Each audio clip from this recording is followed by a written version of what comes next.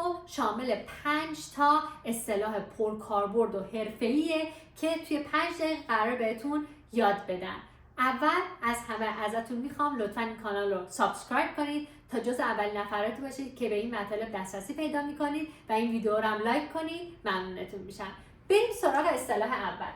تو اصطلاح اول میخوایم بگیم بیاید شروع کنیم. از چه اصطلاحی استفاده میکنیم؟ Let's get the ball rolling. به جای اینکه بگیم let's start که یک اصطلاح خیلی در واقع مبتدی هست، از این اصطلاح خوشگل استفاده میکنیم که توی خیابون خیلی من تا حالا شنیدم، توی فیلم‌ها خیلی دیدم. و به عنوان مثال شما توی جمعی نشستی با همکاراتون و یهو بلند میشی و میگی خب به اندازه کافی گفتگو کردیم، بحث کردیم، بریم پروژه رو شروع کنیم. این مثال چی میشه؟ میشه We've discussed enough. Let's get the ball rolling on this project. تو اصطلاح بعدی میخوایم بگیم کار سختی نیست، کار دشواری نیست. به جای اینکه از کلمات هارد و این کلمات مبتدی استفاده کنیم، خیلی خوشگل این اصطلاح رو حفظ میکنیم، چون سان بهمون گفته اصطلاحات رو نباید کلمه به کلمه ترجمه کنیم، چون از معنی واقعیش خیلی فاصله میگیریم و دور میشیم. فقط این رو شما حفظ کنید با مثالی که من براتون آوردم و مثالی که خودتون الان میزنید، این رو برای خودتون جا بندازید و کاربردیش کنید. همین.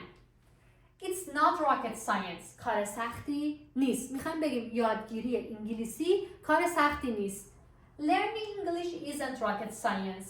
یادگیری انگلیسی کار سختی نیست. باسان بهتون قول میدم.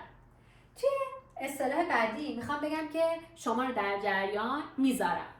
I'll keep you posted. همکارت میگه من امروز نمیتونم بیام جلسه، چیکار کنم؟ من بهش میگم نگران جلسه نباش، من تو رو در جریان جلسه میذارم. چی بهش میگم؟ میگم Don't worry about meeting. I'll keep you posted.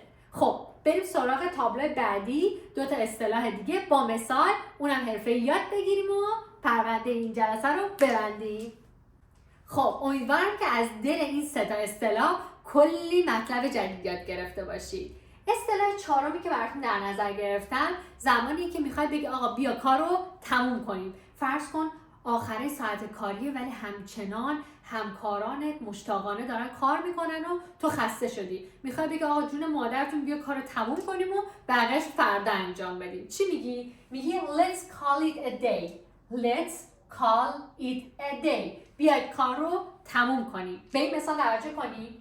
We've done enough work for today. Let's call it a day. ما به اندازه کافی امروز کار کردیم. بیاین کار رو تمومش کنیم. Let's call it a day. Let's call it a day. درست شد؟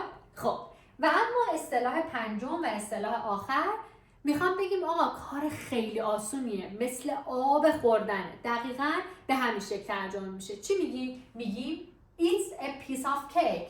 It's a piece of cake. It's a piece of cake.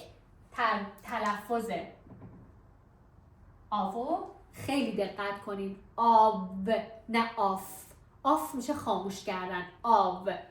خب همونطور که گفتم به هیچ عنوان نباید اصطلاحات رو کلمه به کلمه ترجمه کنید، چون از معنی واقعی خیلی دور میشیم و حتی یه معنی مسخره میده. مثل این هست یه تیکه کیک، معنی نمیده ولی شما فقط صرفا باید حفظش کنید و فقط با مثالی که من براتون میزنم، مثالایی که خودتون میزنید، این رو دائما برای خودتون کاربردیش کنید. به خصوص کسایی که خارج از کشور زندگی میکنن، تا مادامی که اینها رو گفتم توی کوچه و خیابان استفاده نکنن جا نمیفته.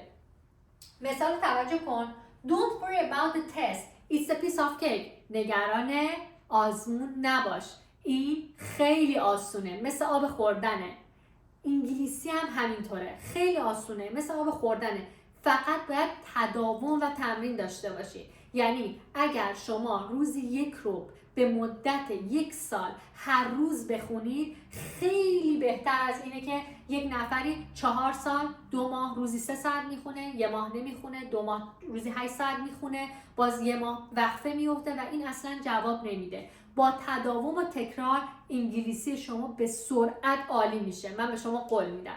مشتاقانه منتظر کامنت ها و نظراتتون هستم. خیلی دوستتون دارم. تا ویدیوهای بعدی، خداحافظ.